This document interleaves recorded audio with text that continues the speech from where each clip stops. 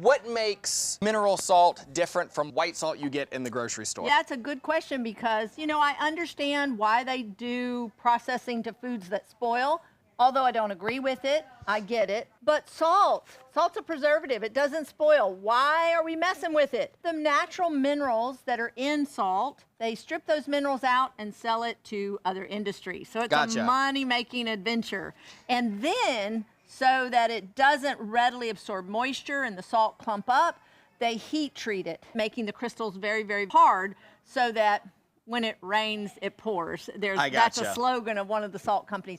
And then sometimes they'll put anti-caking agents in there, and some salt brands even have some sugar in them. You think that you're just buying salt, but unfortunately, it's pure sodium chloride, which that's a big dilemma with the high sodium diets and all of that. But real salt is just mined from the ground, and we love the Redmond brand. We carry several of those brands, from seasoning salts to garlic salt, onion salt. We even carry a byproduct of salt mining is clay.